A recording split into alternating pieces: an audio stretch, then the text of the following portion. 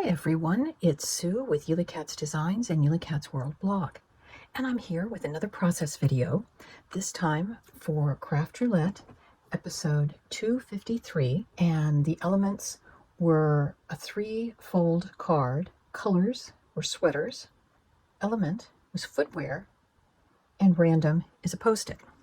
So I'm just going to start by saying I'm using my post-it tape for every time I cut a die. So I'm using the post-it in my technique of die cutting. That said, I'm using the rectangles and labels crosshatch set from Karen Burniston, the large outside 5x7 background, as well as this little scalloped piece. I'm also using Karen Burniston's Happy Birthday and its accompanying shadow die. My papers, because I was thinking of ugly Christmas sweaters, I pulled out the scrapbook.com Mary pattern collection that has a lot of pastel colors that you might find in an ugly Christmas sweater. So I've got my card base already lined up. Here's a hint. Would a bad witch wear shoes this fabulous? We'll have to see where this one's going to go. So those are just my papers. I've got the Happy Birthday on. And the next thing we're going to be doing is we're going to be using Karen Burniston's Spinner Square Pop-Up. And I'm just using the mechanism piece. So I've cut one out just to show you how many folds there are. That this will get me more than 3 folds in this card. So there's one, and then this is the main part of the mechanism. You'll note that there's 1, 2, 3 folds, plus that one, plus that one, plus that one, and that one, and this one, and that one, and this one. So I have my 3 folds just in the pop-up mechanism. I'm also using Cat Scrappiness die set, which I think might be discontinued, but it's called Witch's Brew Craft Dies. So I have actually been playing with my mechanisms, and I need I need to cut this mechanism twice, but I'm modifying both pieces so that it will fit.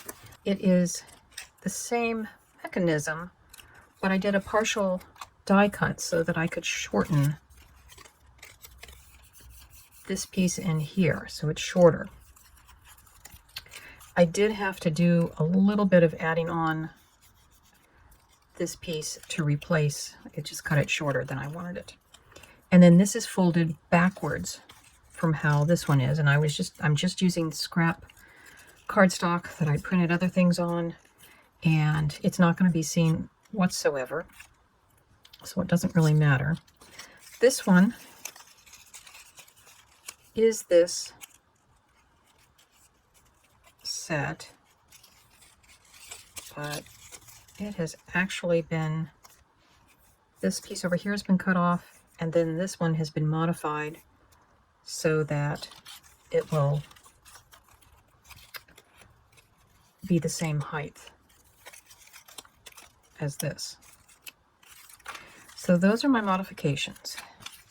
Now I've marked the center because I need the raised up platform for the skirt to go up on. Explain that the way this mechanism works is we're going to put glue on this one, this one, this one, this one, and that one. So there should be 1, 2, 3, 4, 5. Yes, those are where we're going to be putting glue on those tabs. We'll start putting glue on these two, and I'm really just matching up these two.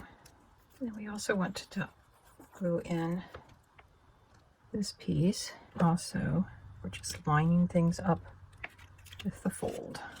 I've got those 3 back panel installed. I've put X's on the flaps that I want, and I'm double checking, as Karen usually says, to make sure that not only the tab with the X, but the panel that it's attached to can be seen. That way you know you've got everything in the proper place to glue in. My next step will be to put on our lovely boots and such. And these I've just used the Cat Scrappiness die set to cut these out, and some striped paper.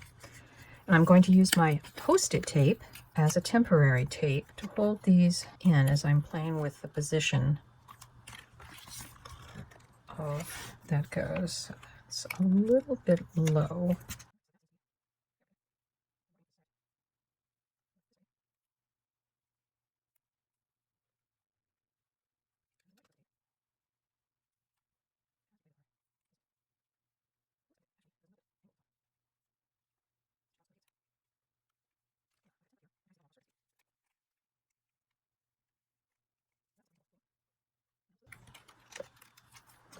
So I'm only putting glue on those two sections, not on the piece that is the active mechanism.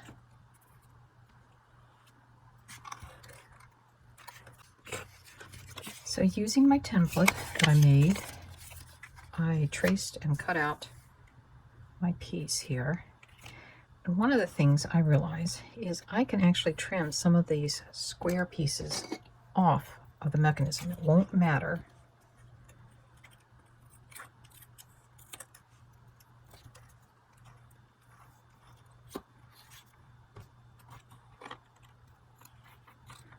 But you never want to trim them off until you're done gluing on.